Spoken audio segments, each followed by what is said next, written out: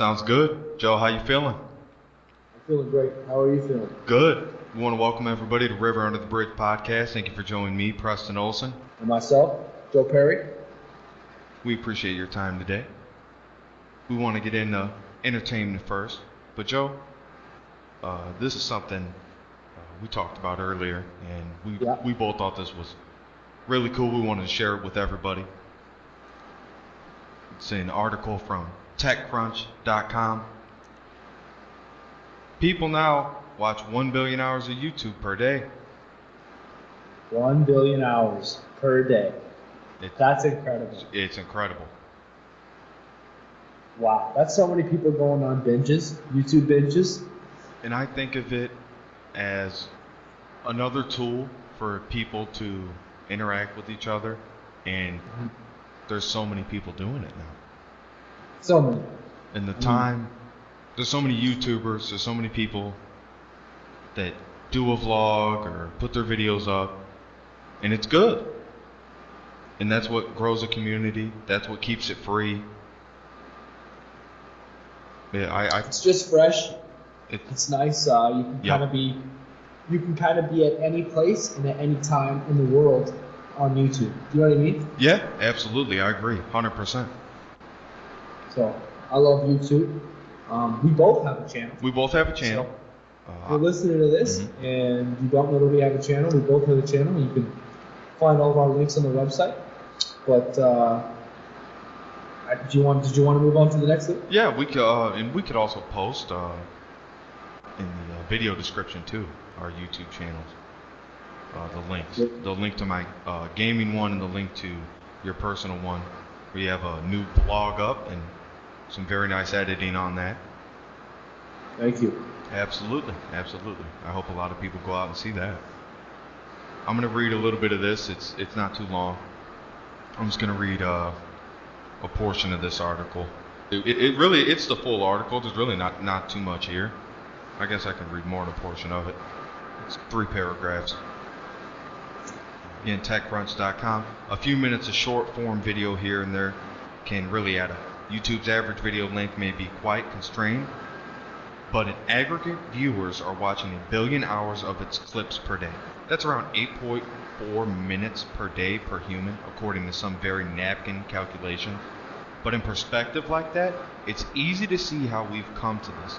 For super users, getting sucked into hours long keyholes of YouTube viewing is not at all uncommon. For everyone else, a few minutes here or there makes total sense. I agree with that so far. I agree with that, 100%. Absolutely. Back to the article. Because someone sent you a link or shared something on Facebook, or just because you heard about the latest award show mishap and wanted to catch up on what everyone was talking about. True, I agree with that so far. And then the last paragraph of the article goes into Google points out that an individual attempting to wrap 1 billion hours of YouTube watching would have to find a playlist that was 100,000 years long. So I mean, where do you get that number? That's hard work right there to find a number like that. That's some serious number crunching, but like they mentioned, it is kind of napkin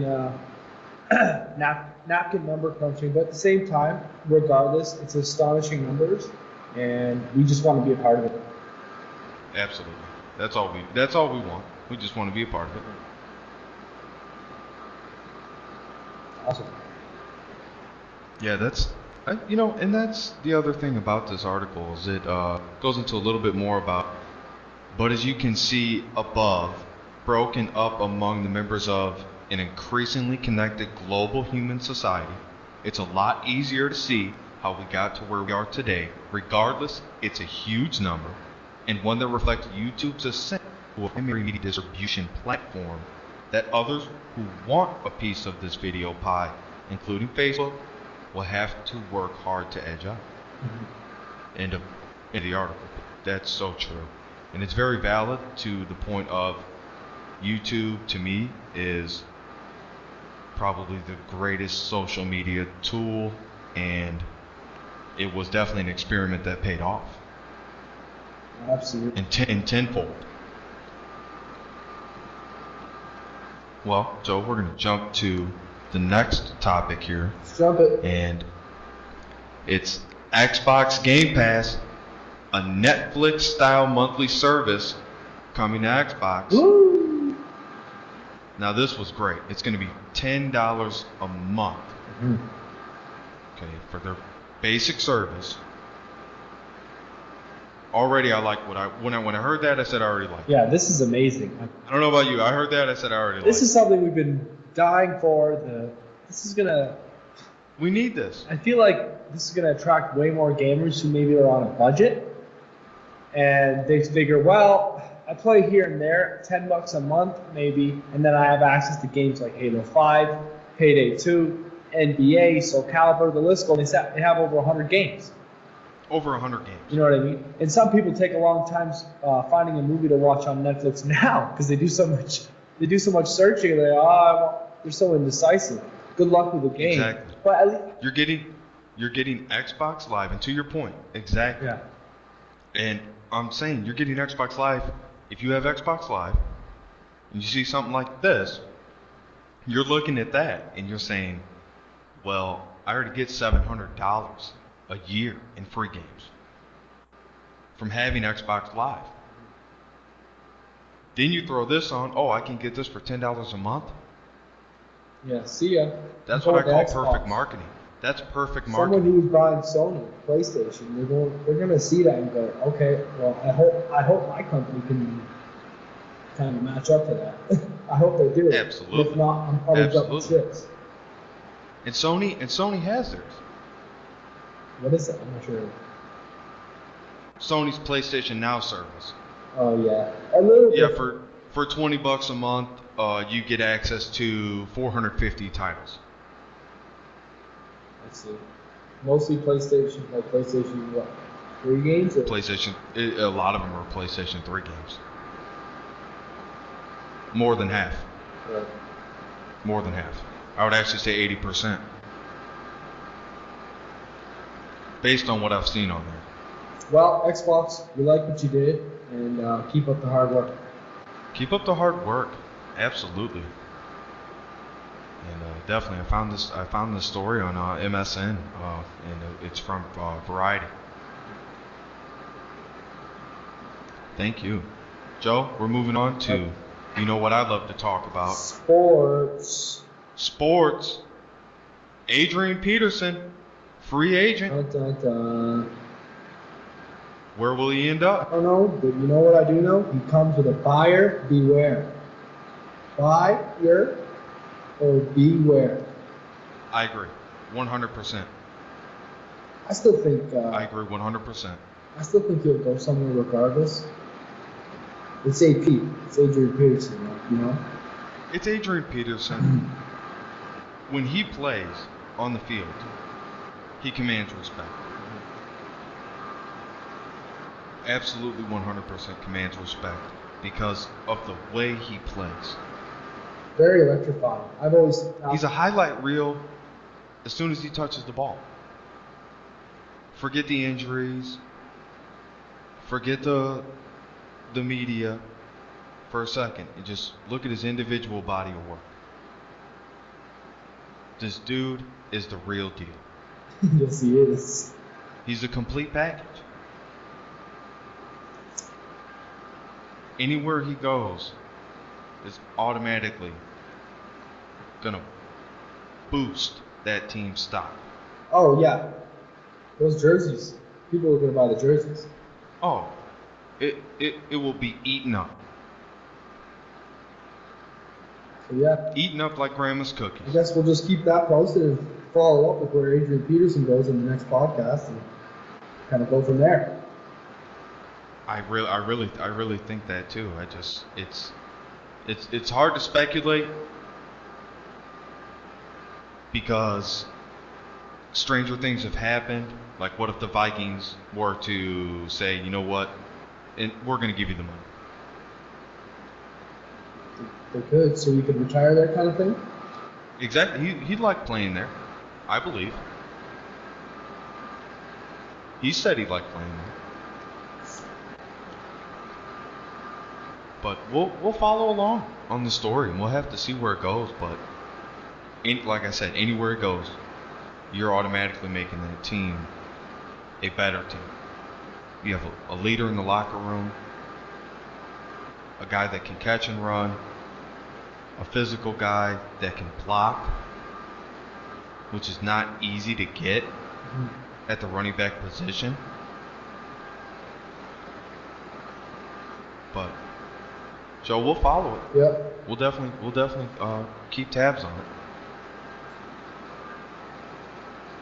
Next thing we want to get into, folks, is White Sox, Blue Jays. My favorite team, Joe's favorite team. Yep. Little bit of baseball for you. Joe, Blue Jays, over under 500. I'm going to go ahead and say over. Obviously, everyone wants their team to go over.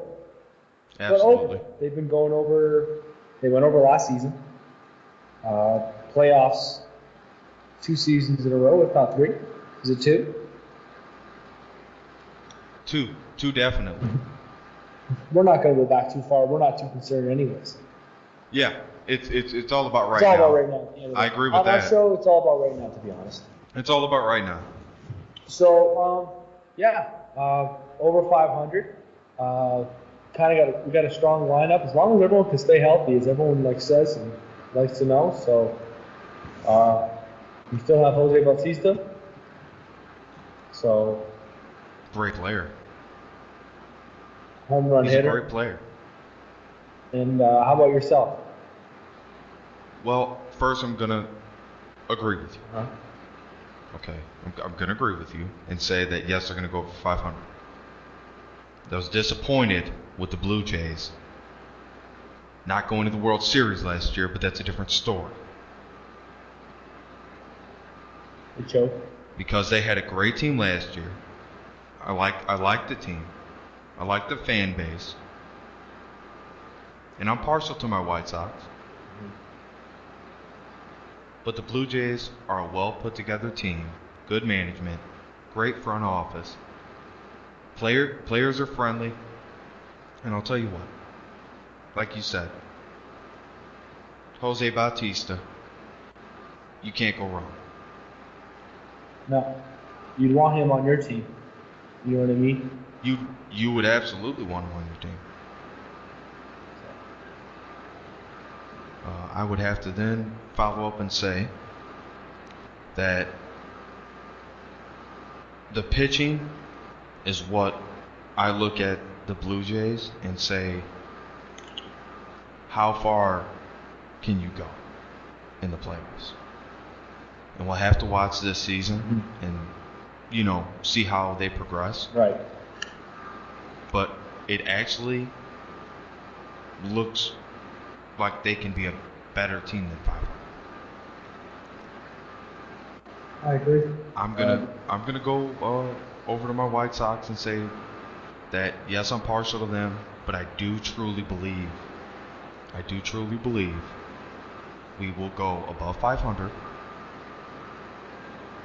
I don't think we'll go far in the playoffs, but I think we'll make the playoffs. I don't think we'll get rid of Jose Quintana. He's a great pitcher, and I believe he likes playing for the White Sox. Mm-hmm.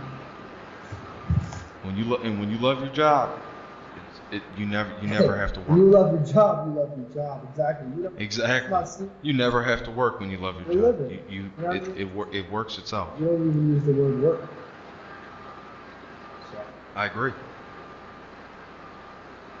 Okay. Well, what else you got for me? I think Jose Abreu, Melky Cabrera, Todd Frazier. We have some good pieces here.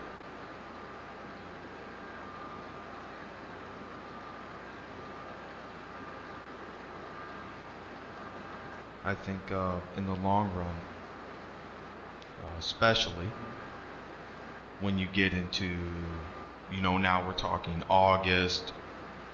We're talking far into the season, but you're talking then how deep is your pitching in the White Sox? I have a lot of competition in pitching this year, and that's what I'm excited about. So I'm really trying to follow every game. I'm trying to do post-game analysis on the White Sox because, I love them. And I love watching the White Sox. But the pitching is very competitive so far in spring training. It's exciting. Well, Yep. how do you feel about them going 500? I don't really know, to be honest. I'm going to be honest with you, Preston. I'm going to say it on the show. I'm kind of new when it comes to following baseball. Right. Obviously, playoff baseball is super, super exciting. But I'm Gotta kind love of it. new when it comes to following baseball or preseason and just Well, based on their body of work last year, to follow up on what you said, they didn't look good.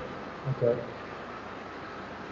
You got to look good to go above 500 in the league, in MLB. Mhm. They made some tough decisions in getting rid of people and acquiring new people. Do you think that changing managers too Oh, really? is going to make that big of a difference, and they're going to go above 500 with kind of that Chicago spirit? Well, you could only hope. I mean, changing the management in any kind of work setting is something hard to handle and shake things up, or it can make things run smoother and better. And so I hope they go 500. How about that? Okay. Good. That's cool. Well, we agree on that. I'll have to say what we're going to go next to is two different deals. One is the Eric Berry deal with Kansas City. Eric Berry agrees to a 6-year, $78 million deal with the Kansas City Chiefs. That is, I believe, the most money right now any safety is getting paid in the NFL. That's a good money. That's a good contract. For 6 years, which he definitely can play 6 years at 28.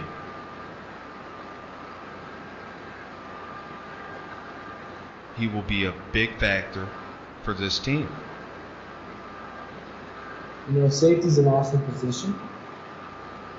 When I played Little League, I was playing safety. I was playing safety and running back, actually. You had a lot of fun with I had a lot of fun with it. You can actually make big plays as a safety, so it's an important role. And you can make game-changing plays. Momentum is what some people don't understand about football. I know. Sometimes teams can over really and over turn again. It's a mental game. It's a mental game. Teams really turn the go switch on, and they use the defense does, especially. Exactly. They get hit with a flurry.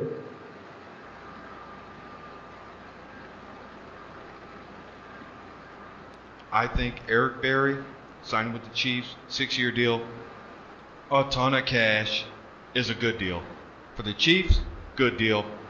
For Eric Berry. Yes. We're going to go to the next deal. Okay. Redskins place exclusive franchise tag on Kirk Cousins. This is right off the bat. I'm going to get into it. This is off the bat a great deal for the Redskins and a bad deal for Kirk Cousins. And what it comes down to, you feel bad for him? is that that's what it is. And outside looking in, just looking at the money here, the average quarterback that is your starter, that's the guy before training camp even starts. You're committed to this guy.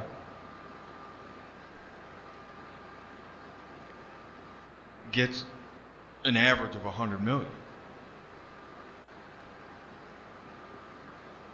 And the franchise tag is going to put him at $23.94 million under the tag. So he's going to make less than $30 million, less than $100 million, which is basically the average for your starting quarterback. This is the guy we believe in, and he's franchise tag, so he can't run off to another team that maybe has weapons that really just need a leader, which I believe Kirk Cousins is, at that quarterback position. I think it's a good deal. Anyway, to be honest, I'm just going to go ahead and say you can pay these guys. I mean, they're training and working and playing football all year round anyways. Like, there's no time to spend 100 minutes. Well, yeah, that's true. But to be the one guy singled out, but it's because he's franchise tagged anyways, right? It's not really like you're singling him out, is it? Well, there's only, the franchise tag, the team only gets the one to use. Mm-hmm. And they used it on him, so he doesn't shop around and look for a different team to go play for and try to get that money, that $90 million, $100 million.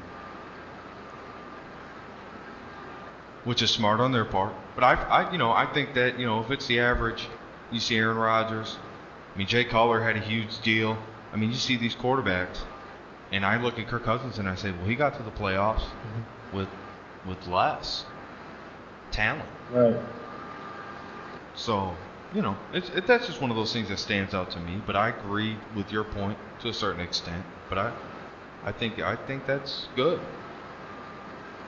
I think that's a healthy way of thinking, the way you brought it up.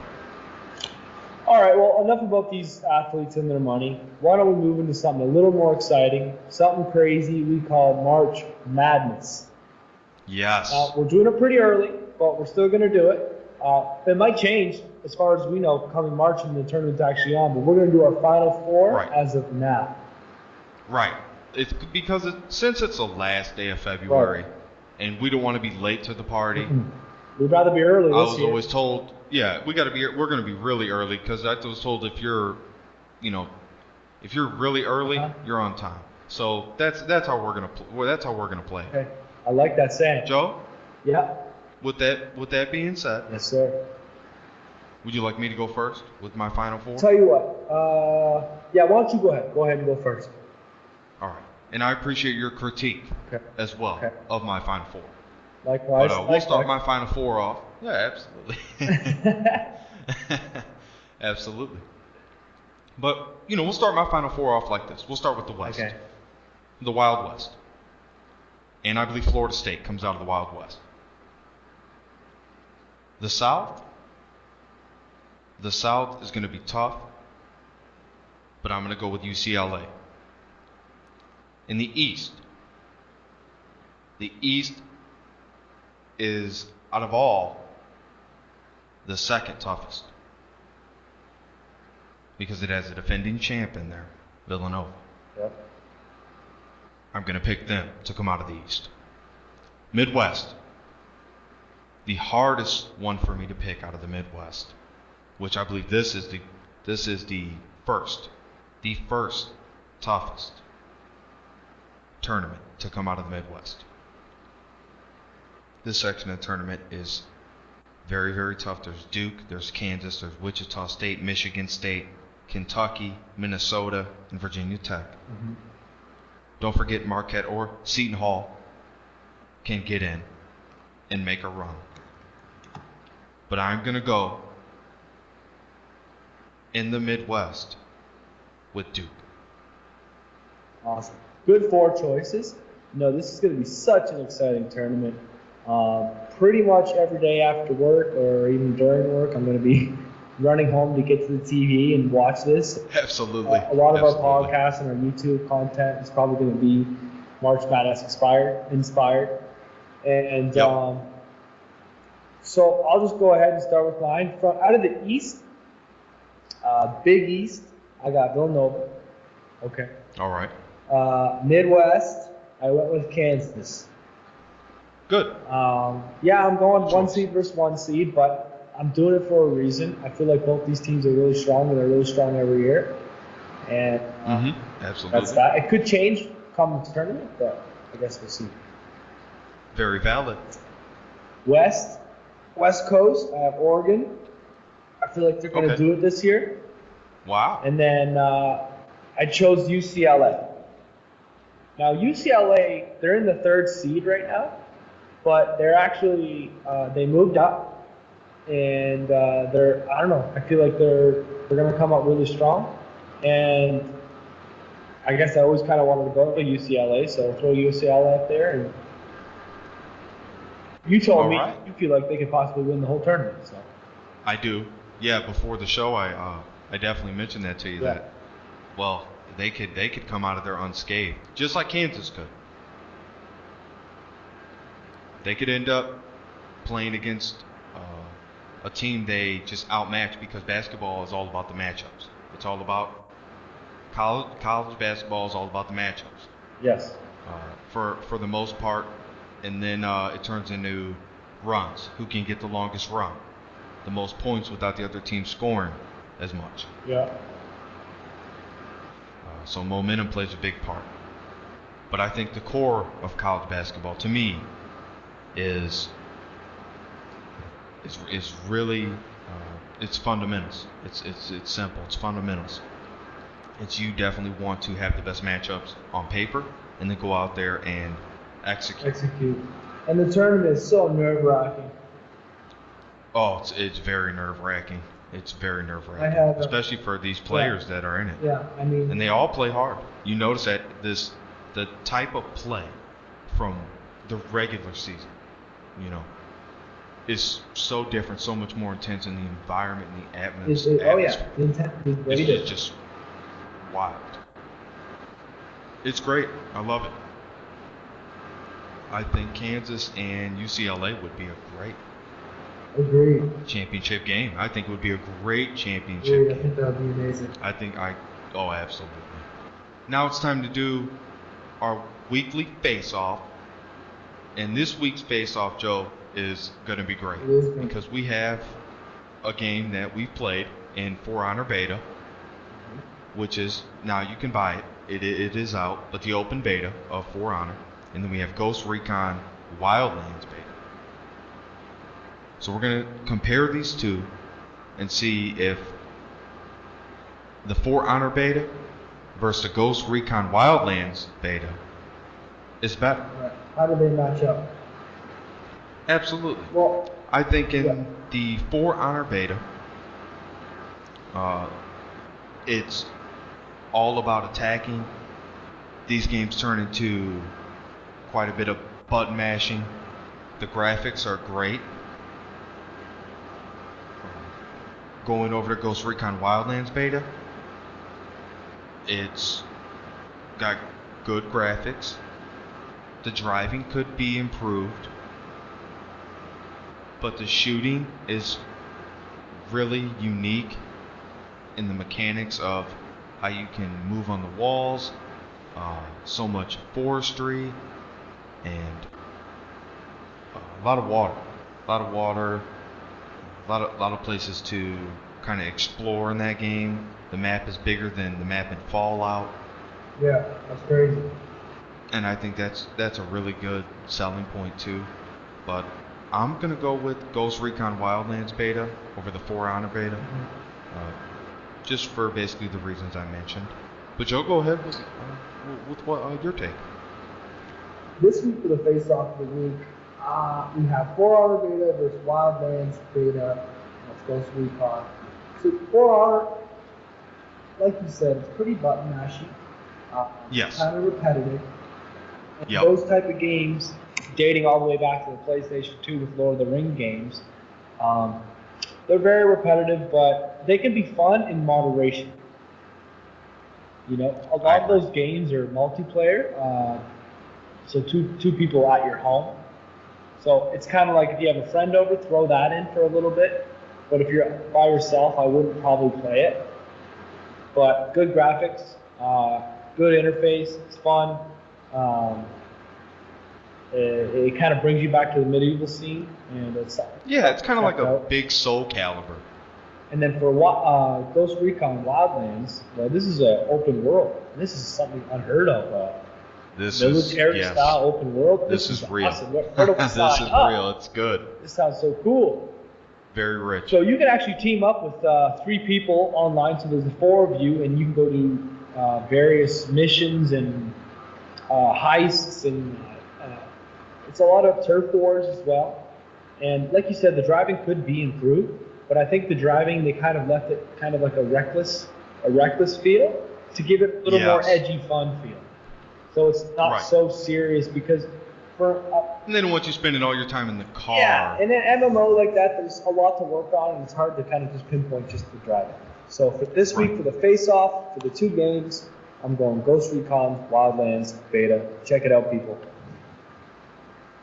Good choice. Absolutely. Check it out. I would also say that in the Ghost Recon Wildlands beta, that when it comes out, you definitely want to buy a copy of it. Yeah, I know we will here at the River Street Marketing Studio. Absolutely we will. And we're going to go to our next segment here, folks. This is really our 4th segment because we consider sports all under one. And we're going to be talking about the best app feature of the week. Joe? Yep. The floor is yours, my friend. Okay, guys, best app feature of the week. Every week's a new feature, a new app, and something cool. This week we have the Dolphin app. So it improves any kind of non-friendly mobile websites that you're trying to get to and you just can't seem to work. You're going to want to download the Dolphin on your iPad, your iPhone, and it actually says it works best on Android phone. Preston, you and me both were on Android. We downloaded it, we tried it out. We found that it ran very fast. And the 3 things this company's going for is free, fast, and smart. Yeah, it's my new browser. I have to add that. It's definitely my new browser. And that's pretty much it. I mean, it's we found it on Kit Commando, for one. So I want to give a quick shout out to Kit Commando. Yeah, check out commando.com. Mm-hmm. The digital goddess, Kim Commando. She's great. She has all the technology news you're looking for on our website. And stuff you're going to stumble upon. It's really cool. It's unique. Absolutely. But, Joe, we're going to talk about something I brought up to you before the show, and we both had a good laugh about it. But I actually seen Insider Edition did a story on this in November of 2016, just last year. Okay, let's hear it. How to know if you're being watched in a hotel room. Oh, that's creepy. That's just creepy. You know what I mean? That just immediately sent shivers down my back when you said that. Ooh. I think everybody likes to stay in a hotel room. Yeah. From time to time, you have to. Visiting relatives, you're visiting a friend, you're at a wedding, somewhere, you need to sleep. It doesn't bother you. But then you bring up the topic of, well, how do you know you're not being watched or monitored, listened to? Everything, all 3. And I thought the article was really cool. And we definitely had to put this under our strange or weird things on the web segment because it's definitely weird. So weird. It's creepy because you were saying the article was saying that you almost need to track everything. It could be everything from an art fixture to let's say there's a teddy. Now a teddy's such a classic one, but like a teddy bear. That's uncanny. But just to have a teddy bear. But everything, right? There could be a voice recorder in the telephones. There could be a camera in the TV. That could happen. In the mirrors. Everything. Because why don't you quickly explain to them on air of that time, actually it was recently, that you and your friend got a hotel room and the owner almost knew that you guys were coming to complain about something. Oh, absolutely. Yes, we were staying at a Super 8 hotel, okay. And it was a very nice establishment. And we went downstairs because they overcharged my friend's card, and he went to let them know. And when we came around the corner, the guy that was working, he didn't really act like it was a big deal or anything. I mean, it was $100-something bucks, but like $110. Right. But my friend went down there earlier, and he said, when I talked to him earlier, he said, they don't charge the card until you leave. And I said, well, that doesn't make any sense because I wouldn't let you stay in my hotel Hell no. unless Absolutely you. not. And I think it was just a failure for that guy to know the policy there, and that's nothing on the establishment of Super 8. They have a great hotel. I love staying there. But I think that that guy, that individual there, he definitely was failing to do his job. Something was up with him. So he was definitely failing to do his job. And we were in a non-smoking room because it had a jacuzzi. It was my friend's birthday, and we had no noise, no nothing like that. Just actually watching some shows and catching up because it was just one of my friends, and he stopped in town. And Right. he was actually looking for a place, so we decided he would stay there. And the next day he went out and stopped by and spent some time caught up with him. Right. Cool. And yeah, it was really a good time there. It's a good experience staying in any Super 8, but I'll tell you, that guy really wasn't doing his job well. No.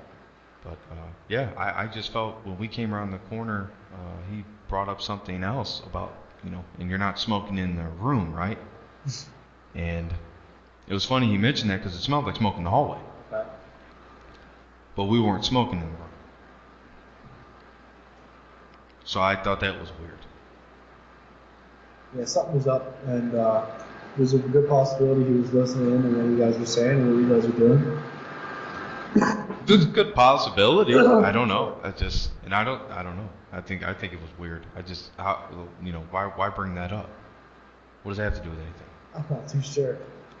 We could, if we wanted a smoking room, that's what we would have asked for. What was there? Was there an article on the? Are you being watched in a hotel room that you wanted to read, or? Would you think I should read it? No, I think we should move on to the junk file. Yeah. This week's. I don't even think. I just think what if the people listening want to go listen to it, it's on InsiderEdition.com. And again, the title is how to know if you're being watched in a hotel room. There's an article up there about that topic, and it's under our 5th segment of the show, Strange or Weird Things on the Web. We'll have one a week for you. 1 week. Our next segment, Joe. Yes, sir. Is one of my personal favorites on this show, because I really like the best app feature of the week. I think that's great. I think that's great too. But this segment is good nonetheless. We dub it the junk file. Junk file. One thing a week has to go.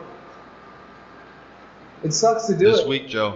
It hurts to do it. It really sucks. It's painful. You have to do stuff you don't want to, but you have to do it. But it needs to be known.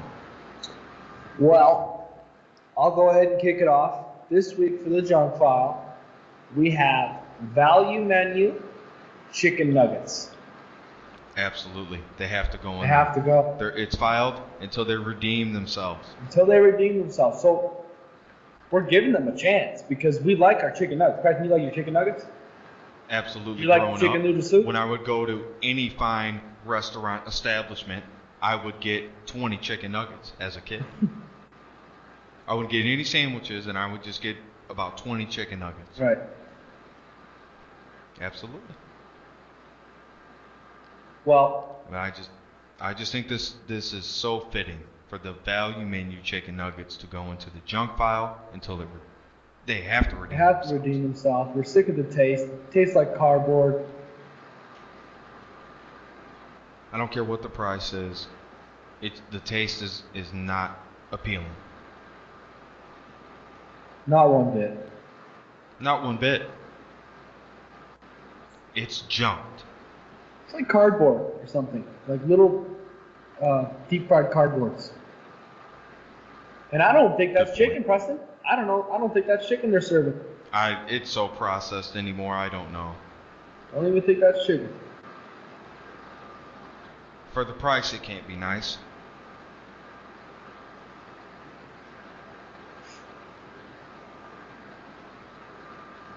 It's a no-go for me. No-go for me as well. Okay. Well, now we got Junkman out of the way. Preston, what did you have coming up next? Hey, I have the 7th segment here, and this is the hidden gem of the week. Well, this is This week. Yeah.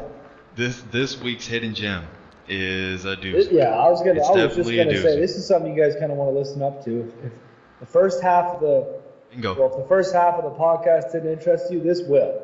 So You're gonna you're gonna this. love it. It's kind of funny because Preston was saying that he was listening to somebody on the radio 2 years ago talk about this very company, Boston Dynamics, and they told Coast to Coast AM. Coast to Coast AM. They told you Great to radio station. write down the company name because you'll be hearing from them. And what do we see on an article? Was it on MSN? We picked it up. Yeah, it was on MSN. Displayed it, and it's from theguardian.com. The Guardian. Yeah. Great paper. And it's basically about a company, Boston Dynamics, and their funky new robot design. Now, Boston Dynamics already had 2 other robot designs before. One was a dog. Yes. And the other one was it was similar to a dog, but it wasn't quite a dog and it wasn't quite a robot. It was weird. They're leaning a little more towards a human, but it's still not a human. It's still definitely very visibly a weird looking robot. But this thing's awesome. It jumps. It goes down hills. It picks up things up to 100, 150 pounds. The video they have on the website is incredible as well. Yeah. theguardian.com/technology. Just type in Boston Dynamics, and this is going to pop right up for you. And it's going to be one of the first articles when you go to technology. But just for future reference, I would say, you might want to just type in Boston Dynamics. Yeah, and just check it out because that video. And just check it out. The video on there is 51 seconds long. Believe me, it's worth the 51 seconds. You're not going to waste your time with it. You probably watch it twice. And I'm going to read a little bit of the article here. Yeah. Go into a little bit of it. It starts off with Google-owned robotics firm and Nightmare Factory. Boston Dynamics has released video of its latest creation. A 2-wheel, 4-legged hybrid robot named Handle. The robot can stand on 4 legs. Like Boston Dynamics, previous creations such as Big Dog and Spot, but at the end of its black 2 legs are 2 stabilized wheels which let it stand up vertically and roll around at speeds of up to 9 miles per hour. Think Terminator riding on a hoverboard. Literally though, it is like a hoverboard at times. You guys need to check this out. You have to check it out. And you'll have a pretty good idea of the impression Handle gives off. Back to the article. Boston Dynamics says the reason for the hybrid design is the simplicity it affords. Rather than needing the complex joints of the fully quadruple box, Handle's wheels can speed it around with little difficulty, while its front legs can be used for balance and for carrying loads of up to 50 kilograms. Handle uses many of the same dynamics, balance, and mobile manipulation principles found in the quadruped and biped robots we built, Boston Dynamics said. But with only about 10 equated joints, it is significantly less complex. Wheels are efficient on flat surfaces, while legs can go almost anywhere. By combining wheels and legs, Handle can have the best of both worlds. The video does not, however, show Handle walking, rather than scooting around on its wheels. It's true. It's true. It is a little scooter. And then I won't read the rest of the article. There's 2 paragraphs left. It just goes into the patent company, Google, the patent company Alphabet. Google's that goes along with Google.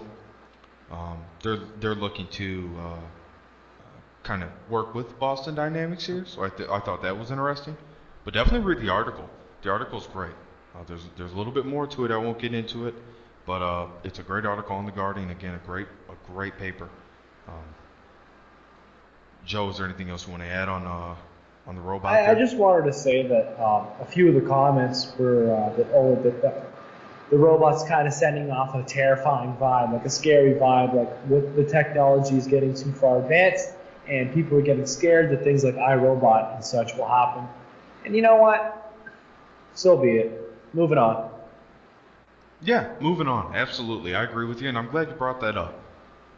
Uh, Folks, that's going to end it here for us at River Under the Bridge podcast. We appreciate your time listening to us. Yeah, we really Joe? thank you for taking the time out of your day, out of the week, Absolutely. spending your Yes. hour with us, because it's going to be coming every week, and we hope you tune in. We really hope you tune in, and we appreciate the views. Subscribe, hit the like button. My final thought of the week is very simple, Joe. Again, I want to thank you for being here. Thank you for spending your time on this and your dedication to River Street Marketing. Again, it's greatly appreciated, my friend. I'm going to go ahead and say the final thought of the week is going to be that don't be scared of technology, because there's always going to be people that have to control the technology. Right. Don't feel like there's a lose-lose to everything. So, Joe, with that being said, is there anything else you want to add, my friend? I think that's it, guys. Thank you so much, and we really appreciate any support at all. Any support at all is greatly appreciated. Joe, I'm signing off. Later, brother. Until next week. Later. Till next week.